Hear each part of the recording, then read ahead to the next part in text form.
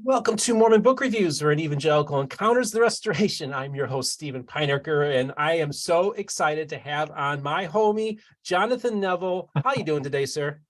I'm doing great. How are you doing? Well, Anthony and I had a really hard day today, but we actually, Yeah. I appreciate your patience, us getting this set up. We had some major technical issues, but what I thought was so important, folks, was that, of course, we kind of had the exclusive where we had Nigel Kennett come on our program, who is an accountant, CPA, based in Alberta, Canada, and he was one of the quote unquote whistleblowers about the church finances and in Canada. And also, of course, there was a report this weekend put out by 60 Minutes Australia, which also talked about church finances there. And of course, this channel is about all the voices of the restoration. I promised my audience that I was going to have a faithful voice come on the program. And I thought, as soon as I was done taping my interview with Nigel on Friday, I got on the phone and asked Jonathan if he would come on. And I appreciate you doing this, Jonathan, because, I have to say, I'm an evangelical Christian. And for many Christians and conservative people with maybe conservative backgrounds, they often felt that there was a media bias against them. And I have to tell you, folks, I am kind of a media news junkie of Canadian news and politics. And I found that the same type of biases against people who maybe are of a conservative or an evangelical or Christian persuasion were often looked down upon, and they were made fun of. And I saw that with Preston Manning when he started the Reform Party in the 1990s and the Prairie Populist movement. He was an evangelical Christian, and his faith was criticized. And then when Stockwell Day took the reins of the party in the early 2000s, he was a Pentecostal, and they made light of that as well. And then it's gotten to the point now where even if you're personally opposed to abortion in Canada, that's now a scandal. And this is a nonpartisan, non-political show, but I do feel like the CBC does tend to be, and the media in general tends to be a little bit more biased, I think, to more conservative or religious folk. And that's just, I'm getting off my soapbox. I do feel that Nigel's a really good guy, and I think he's a very sincere man. And we're not going to go and attack anybody. And I just wanted to kind of get that out up front as well, that it's important that regular folk feel that their voices are being heard as well. And I did get a great letter, and so I had a conversation with a gentleman who was just recently released as a bishop in Ontario. And he told me, Steve, he said they didn't get any faithful voices on the program. They only had ex-Mormons on. He said, I wish the church would have come on. But he also said that, but Steve, people don't realize that on a local level, the local branches are being involved in the community and are helping. And so we had a nice half-hour conversation this past Sunday about it, which was really good. And I want to thank you so much. I'm not going to give your name because you probably just want to remain anonymous. But actually, Jonathan, you got to read the letter that he sent me. Yeah, so I'm hearing from you folks. That's the thing. I want to hear every voice. And I will take the time to get on that phone to talk to people to hear their story too. And Jonathan, I know this is a little long intro, but I wanted to kind of clear the air on this as well. Well, what did you think? You watched, I asked you to watch the Fifth Estate report, and then the 60 Minutes report came out on Sunday in Australia. Just kind of give me just your feelings on this and what kind of conclusions you're coming up with. Well, that was a good intro. And another aspect of this is that the CBC is funded by the government. So you would expect that it would to be a little less biased and more even-handed, but be that as it may. So one of the reasons that I agreed to talk to you is in my profession, I've worked as an accountant, as well as I was CFO of a large company for a while, and also my background is in agricultural economics. So I kind of have a feel for the different professions involved here and their different approaches. And when your guest was on the other day, was an accountant, and he had gone through the detail of the reports and so on. And that's normally what accountants do. And I understand and respect all that. However, from another perspective, well, I want to start off by saying, first of all, I'm not representing the church at all. Okay, just to make that clear. And I'm just talking as an ordinary member, let's say. But I do have experience in finance and accounting and economics. And what struck me is one of the things in his presentation, as well as in these reports, was they were only talking about one side of the ledger in a way. And they talked about the amount of money being donated to BYU, for example. But they don't talk about how much money the church spends on other projects through other funds in Canada or in Australia. And I thought, for example, and I don't know how many temples there are in Canada, but there's 7 or 8 or 9 or whatever the number is. And those are just money pits, the temples are. And that's considered a religious activity, which is a legitimate charitable enterprise. And so, and they didn't talk about the welfare farms or the other projects that the church does. So I can understand being concerned on one hand that all this money, what was it? It seems like hundreds of millions of dollars was donated to BYU, if I recall, right? Yeah, over the course like 15 years or something, yeah. Yeah, but BYU doesn't depend on Canada for its operating funds either. I mean, that's one piece of the overall picture. Just as an example, when I was CFO of this company, we had about $150 million a year in revenues. And so I was constantly moving millions of dollars to one account to another account for various reasons in our company. If someone was to isolate one particular account and look at all the money that went in there, where did that go? Without understanding all the other accounts, you get a very unbalanced, imperfect picture of what the overall operation was. And I think that was evident in these news reports, that they were focused on one particular account out of Canada where that money went, but they didn't look at other money the churches spent in Canada or in Australia for charitable purposes. So that was one, response that I had. I just thought that the way the shows were edited and the people they interviewed and the music they used to pull on emotional strings, I mean, it was very much an emotional appeal rather than an intellectual or factual appeal. Yeah, I agree with you. As a matter of fact, I that was the one that struck me. So now when we booked the interview with Nigel, I didn't know anything about the report. I went in and saw it on Thursday night when it was dropped. And after watching, I was like, okay, this is hard hitting. There's showmanship going on. Standing out in front of the church office building, they wouldn't let us in, or they won't talk to us. It's like, you don't have to shoot that scene, but you do it because it makes for good television. And then the music, I felt like, okay, like it's the type of kind of music you're going to hear in these kind of reports. Right. And I'm like, okay, I get it. That's just kind of that genre, but it's definitely kind of like both. And this is the thing, both the Fifth Estate and both 60 Minutes. And by the way, they're both using the same footage. You could tell they were collaborating on this whole thing, working together.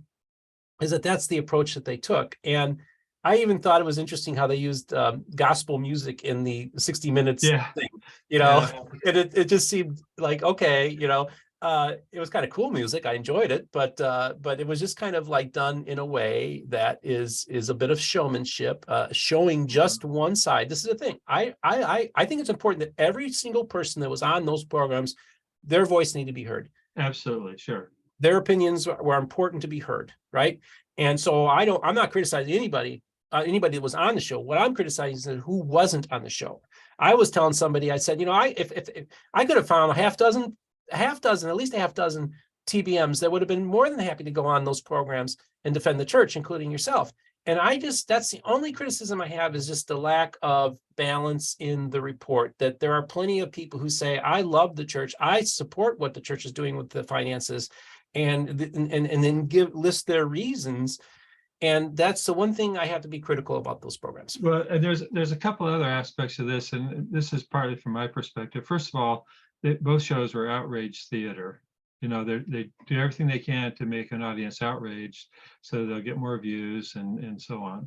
That's par for the course for these kind of shows. So to some degree, you have to discount it for that anyway. And it's understandable why they use those tactics. They all have jobs. They have to get ratings, just like the cable news continually engages in outrage theater for the same reason, get people riled up.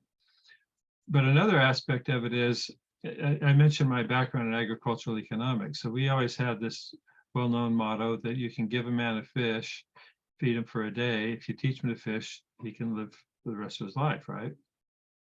And that's the way I think the church is approaching these kind of humanitarian issues. partly is, there's a lot of criticism all the time about how much money the church donates for food banks, for example, or other things, which is substantial, but it's relatively small compared to the overall investments that the church has.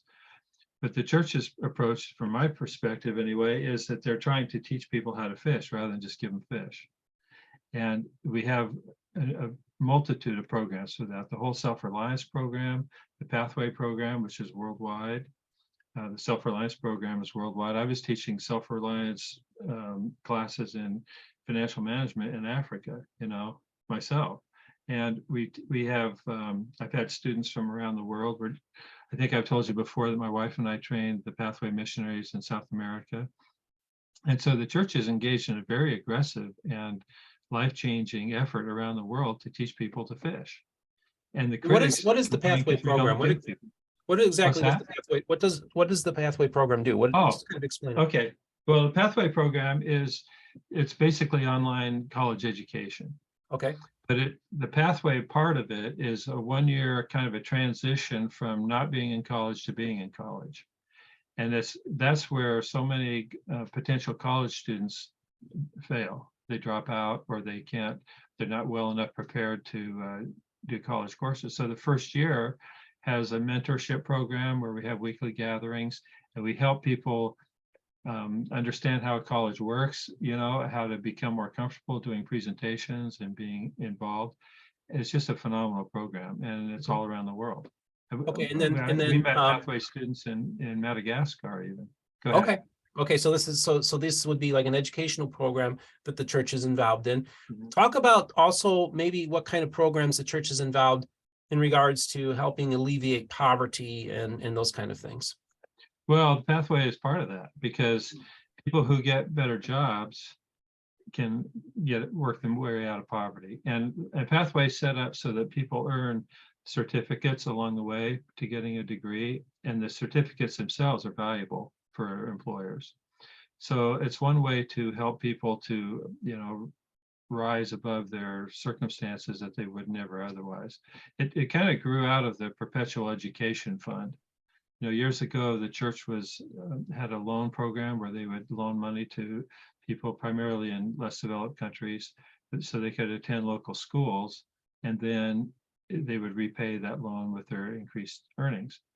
The pathway program is a little variation of that, where it gives people opportunity to have an American degree that's certified by American standards and so on.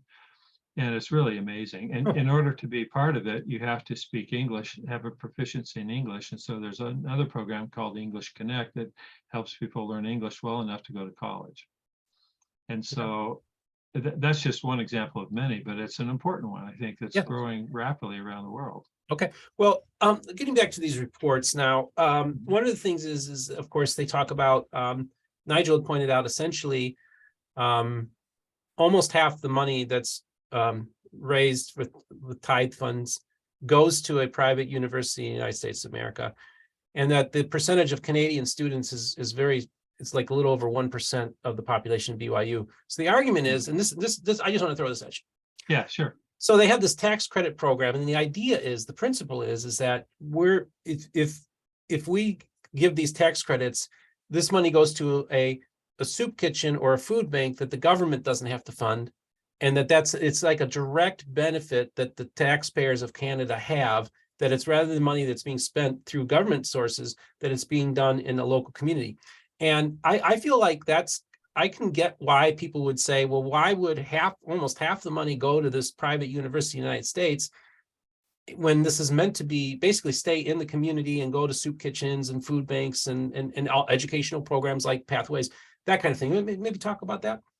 Well, I don't know the details of the Canadian law, but I think it also allows money to be given to charities overseas, right? Mm-hmm. And so the soup kitchen, local initiatives like that are important also, but the law doesn't only allow those. And that's what I'm getting at, though. So let's say the Canadian just for argument purposes, let's say half the money donated by Canadian tithe payers goes to BYU, but half the money donated by, say, Utah tithe payers goes to the rest of the world also. So it's like when you look at the Canadian money leaving, they're not looking at the American money coming into Canada. See what I mean? Hmm. So that's why I felt like the picture was so incomplete. And I'm not going to question their findings as far as the reports that they generated, as far as how much money went to BYU. But my question is, well, what about all the other money that went from Americans or French people or, Australians into Canada? And they had nothing to say about that.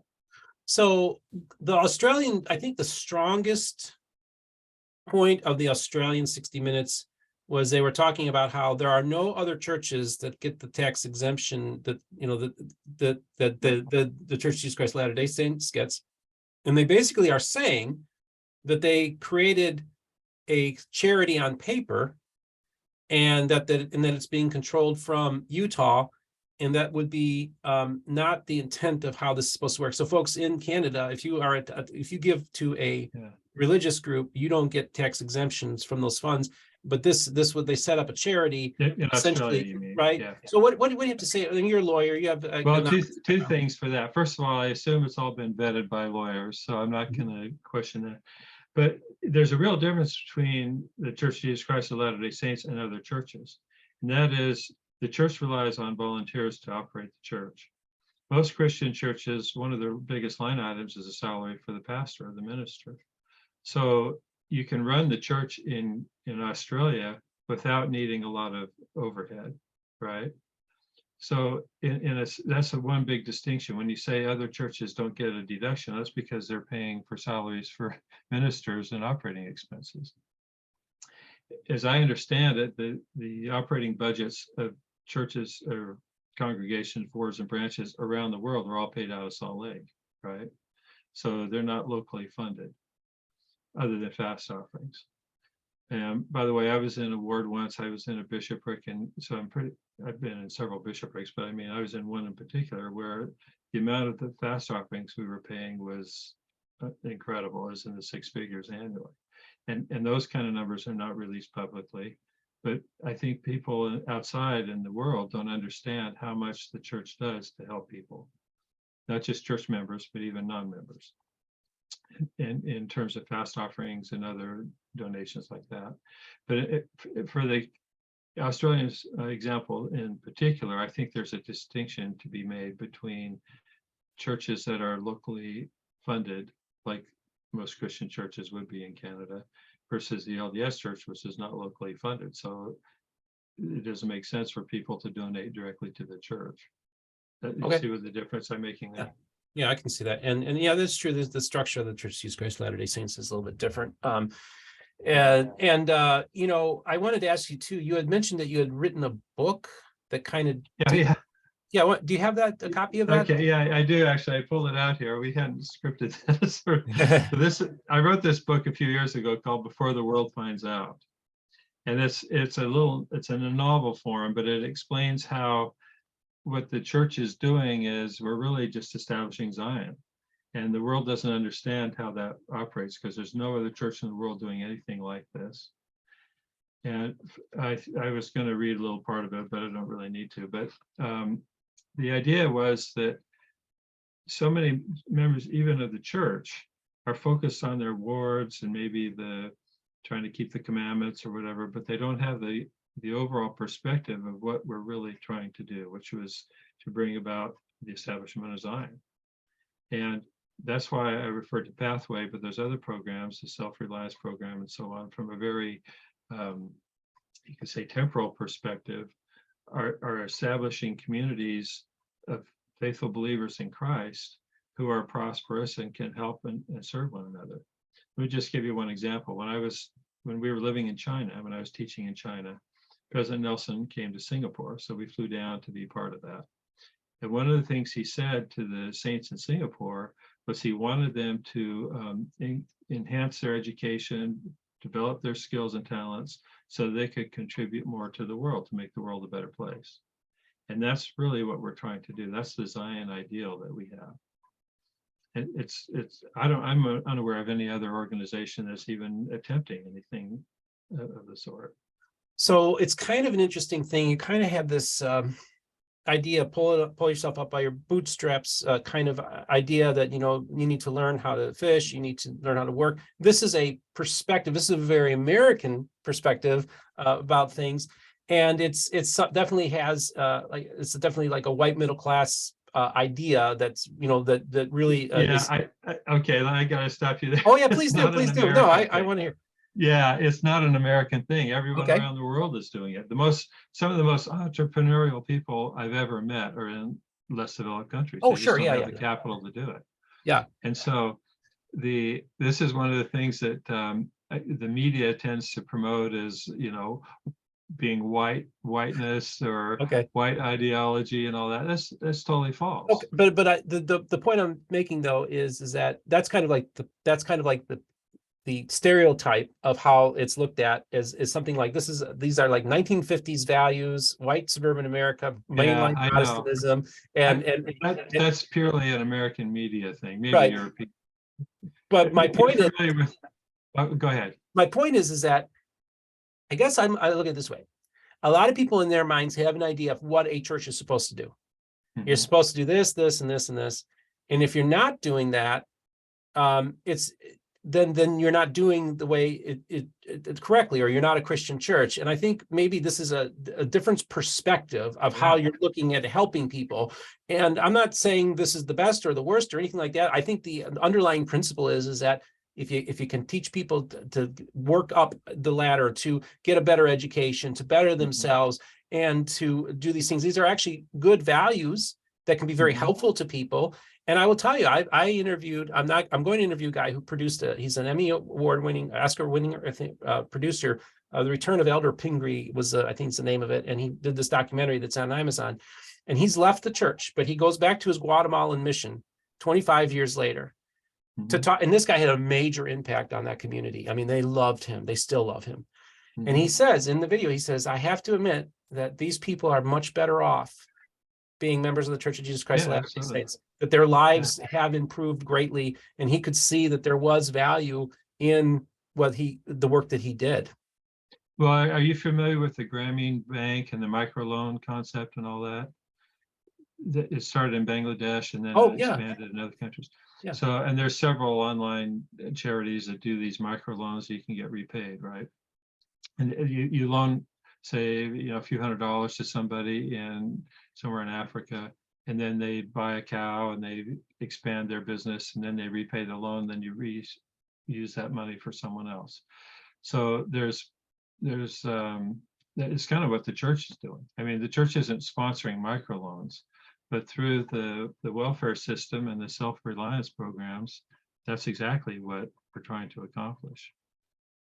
And it's awesome. I mean, all around the world, you know, I've been all around the world. I've attended church on every continent, you know, and I've been involved with people everywhere, and it's such a joyful, life-affirming, Christ-centered approach that I think is phenomenal. And that's why I wrote this book, because the world doesn't know about all this stuff. You know, the world looks at a little program and says, well, you know, they should be giving millions of dollars to feed people, which we do, but it's more important to help people to understand how to create a business, how to get an education, and so on. And that's, I think, where our main emphasis is.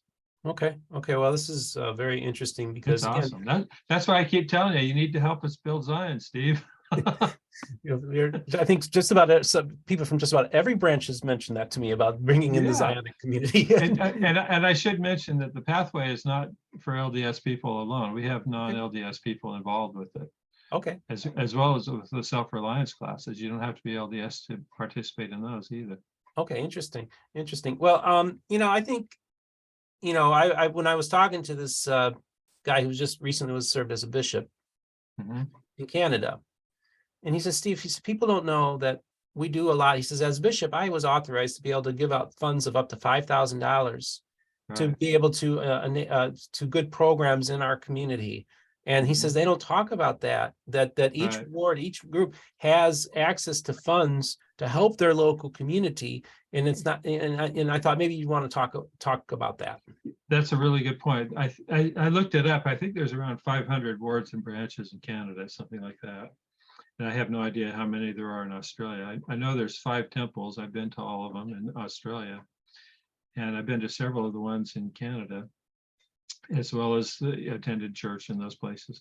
And so each ward, each branch even, does community service. Here in our little, I live in this small town of Waldport, 2,000 people with 1 stoplight. We had a stake activity day where other members from around in our stake came over, and we cleaned up parks and trails and laid bark down, cleaned highways. We just did community service. It was awesome. But that would never show up on these accounting books that everybody's complaining about. And wards and stakes do that everywhere, all around the world. And then we just like to do service. That's part of our Christian beliefs and practice. We help one another financially all the time. It's outside of even the church. Sometimes, we're happy to share and do things, take meals to people all the time, those kind of things too. So we're really developing what I consider to be a Zion society that's universal all throughout the world. It's ubiquitous, really, if you know where the church members are. And I've talked with lots of service missionaries around the world. I met a couple in Myanmar a couple of years ago who were working for LDS Charities, and they would go around and do well projects, hand out wheelchairs, those kind of things.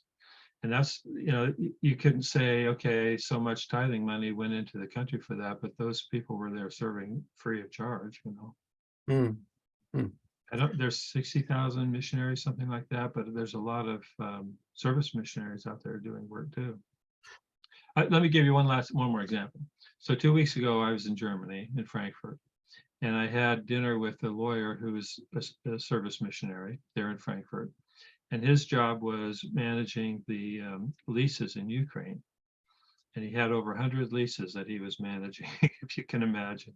And on the side that the Russians had taken over, on the eastern side of Ukraine, he had no further contact with those. But even on the western side, there's a real challenge of finding which banks had not been sanctioned by the U.S. government, what could be used. I mean, it's a very complex legal issue. But they're using the church buildings there as sanctuaries for refugees to live in Ukraine. I don't know if I should have mentioned that. I don't know if that's public knowledge. So, but the point is that these are the kind of efforts that the church does, sponsoring all these buildings for people to have refuge in, that the critics never talked about. They're unaware of, probably. But even if they were aware of it, it wouldn't make it to the CBC and those kind of shows, 60 Minutes. I wanted to ask you, one of the things that Nigel brought up was the living conditions for some of the senior missionaries who are put in some, they're older folks. Right. They don't have heat. The conditions of the facilities that they're staying at are substandard. They had to turn their oven on to heat. Turn their oven on to heat up the house. Yeah. What do you think that maybe the church in those cases should maybe invest in better living facilities for like missionaries and senior missionaries and stuff like that? In a case-by-case basis, I'm aware of situations where people were in one of those kind of conditions, complained to the mission president. As soon as the mission president heard about it, they got a better accommodation. Okay. So I don't, I can't speak to an anecdote like that. Right. I know generally, though, the way the senior missions work, as well as the younger missionaries, is there's a uniform payment and that they make, and then that's allocated uniformly throughout the church so that everybody contributes the same regardless of where they live. And they certainly have standards of quality for living spaces. In fact, I know senior couples whose entire mission was going around inspecting the apartments for younger missionaries, making sure they were kept up, that they were adequate, that they had all the utilities and things that they needed. I know another senior missionary who's almost his full-time job is dealing with landlords on paying the rent and making sure things are repaired and so on. So I was surprised to hear some of those stories. On the other hand, some missionaries kind of revel in the ability to survive difficult circumstances. So it could have been one of those kind of deals. Yeah. But, I've visited senior missionaries all around the world, and they have adequate conditions, nothing like what he referred to. Okay, so I was just wondering, based on, okay, so I'm assuming you watched my interview with Nigel and you watched the two news reports. Yep. What's your takeaway that you want to kind of, after watching it and thinking about it and say, what is the main thing that Jonathan Neville wants to get across to my audience after watching those programs? Well, the main thing, I guess, is, it's hard to say one main thing, but one main thing is that people who are not sophisticated with finance and economics don't understand how large organizations have to operate. There's innumerable regulations and laws in different countries. There's treaties there. Well, in Canada, I think they changed the law not too long ago, and the church adjusted accordingly. I think it was in 2014, there was a federal court decision or something in Australia that the church read, worked with the lawyers to make sure they were in compliance. One thing that I can tell you internally, because I'm on this worldwide training team for Pathway, one thing I can tell you internally, the church emphasizes over and over the article of faith about we believe in being subject to governments. And we do everything we can to be in full compliance with governments all around the world. And so in that sense, I think people should be comfortable that the church is in compliance with whatever the applicable laws are. The laws can change, politics can change, and the church adapts accordingly, but it's not a case of the church trying to get away with something. It's often said that one man's loophole is another man's tax benefit. That a loophole is someone else's tax benefit that you don't like, right? Yeah. And so I think it's a little disingenuous for these media people to cast aspersion as if the church is not obeying the law, honoring and sustaining the law, which it is. If it's not, then it should be held accountable. But I can tell you from inside that the church makes every effort to do that. They have law firms in every country around the world, cordial relationships with government officials and so on. Folks, of course, I'm Dr. Andy Bell says that my channel is the Switzerland of Mormonism. on. and it's become a neutral, safe space. And honestly, the reason I brought this to everybody's attention was the Fifth Estate is a very, very important show. Nigel alluded to it, and basically Hockey Canada was dismantled, and Hockey Canada is like one of the most powerful institutions in Canada, and they had a lot of issues. I do watch quite a bit of Canadian news. And so I knew, like, this is a big deal, Fifth Estate. I also knew 60 Minutes Australia, of course, that's a big deal. And in both cases, you have them hinting that, of course, the government might get involved in something like this. So I just want to get this on everybody's radar screen, that there could be some stuff happening in Canada and in Australia in regards to the government. And so just be aware that that's probably going to be an ongoing news story that will happen. But also, I want to say, I just think that from a public relations position, the church needs to, and I'm not telling the church how to do it, but one idea that I had was, I thought, what they ought to do is they ought to do like 100 billion in 10 years program with $10 billion a year will go to charities. Like, for instance, like maybe the Salvation Army, Franklin Graham's Samaritan's Purse, Catholic charities. I think, and this is because it would be such a great gesture. And again, I'm not telling the church what to do, but this is my idea. They do the 10 billion a year, 100 billion over 10 years, and you give it to these wonderful Christian charities and even secular charities, atheist charities, I don't care, but are helping people, and then I think that on a public relations standpoint, it would be great, but it also would do great good. I mean, that's just my idea. I'm just tossing it out there. What do you think, Jonathan? Well, for one thing, you have to realize LDS people don't only pay tithing.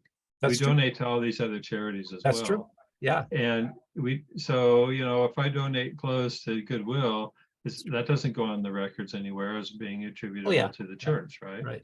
So, and the church encourages us to be involved with local charities and activities.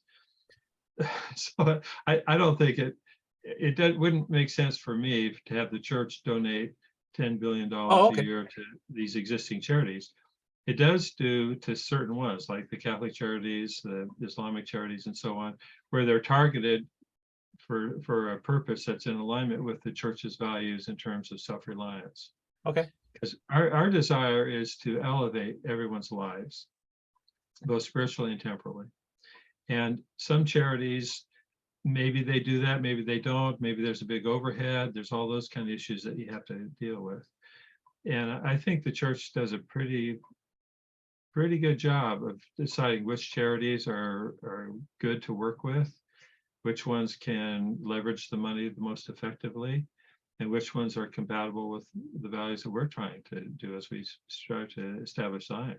Huh. I wouldn't want to see the church do something just for publicity. Oh, no, not for publicity. I think it could, I'm just saying you're going to be getting a lot of bad publicity, and I'm just thinking, well, this would be, but it also would have the benefit of doing a lot of great good. That's just kind of me thinking out a little bit. Well, I think it was, I don't know if it was during your, it might have been where the guest was talking about all the multiple entities that the church has to own real estate and so on. It was in one of the shows. I don't remember which one. But that's normal behavior for any large organization. And there's all kinds of reasons why we do that. And I say we, in terms of when I've been involved with corporate America, you have to do those for various compliance reasons and so on. And so there's a lot of, I hate to say, ignorance of financial management that goes on in this criticism that we see in the media. And some people take advantage of that ignorance on the part of the public and try to sensationalize it. I'm incredibly impressed with how well the church is managed and the professionalism of it. And, President Hinckley in particular kept emphasizing, we seek to go through the front door. We're not trying to hide anything. We work with local governments. We're subject to kings and magistrates, all those things in the Articles of Faith. And I think it's awesome the way it works. Okay. So I do, let me say one thing though, I'll give a caveat, because I remember back in the 1960s, the church used to report a lot of financial information. They would even, I have a newsletter from back then where they reported that, I think it was the tithing or the fast offering from each stake in the church, and I would love to see that kind of disclosure, because I think it would be affirming for church members to feel part of this incredible organization that is establishing Zion around the world, and people are kind of curious about what is really happening, and we just don't know unless we're involved with the particular aspect of it. And so I would love to see more openness. I'm not complaining about it. I just think it would be a benefit to us, and I think church members would respond positively to that. All right, Jonathan, hold up that book. Okay. All right. I don't even know if it's still in print, but okay. I guess you could get it on Amazon. It was 5 years ago it came out. I never really promoted it. It was actually the first novel in a series I was doing, and I haven't finished yet or published the others yet. But I got a lot of positive feedback. People have been bugging me about when the next one's coming out, so it's on my to-do list. Great. I might have that. Boyd Total might have sent me a copy of that. I have to go through and look, because it looked familiar when I saw it. Jonathan, one of the reasons that we actually had already planned on you coming on eventually to also respond to your critics. And one of those things is that, and we're going to do another separate interview, but you had just recently written a paper for the Interpreter journal.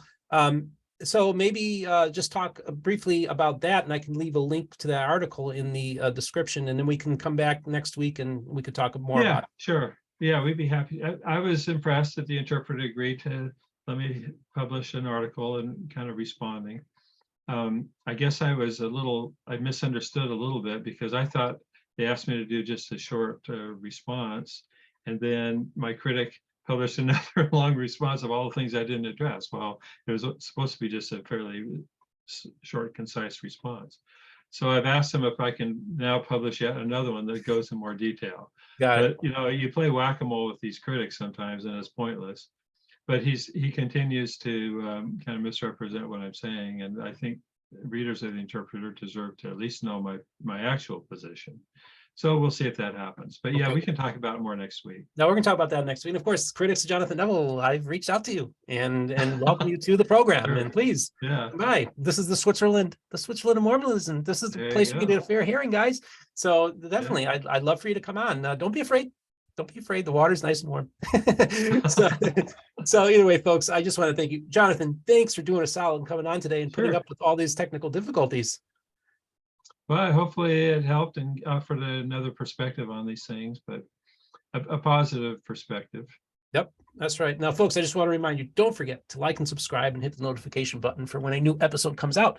Also, for those of you who'd like to financially support the program, there will be links in the description where you can support us on Patreon, PayPal, as well as our merch store, MormonBookReviews.com. I just want to remind everybody, I want you to all, first of all, have a great day. I really love and appreciate all the feedback I get. I want you to leave comments to Jonathan and maybe respond, maybe favorably or unfavorably, and to this interview, and tell us what you think of Jonathan's presentation and views that he gave today. And I just want to remind everybody, don't forget, all the voices of the restoration will be heard here on Mormon Book Reviews.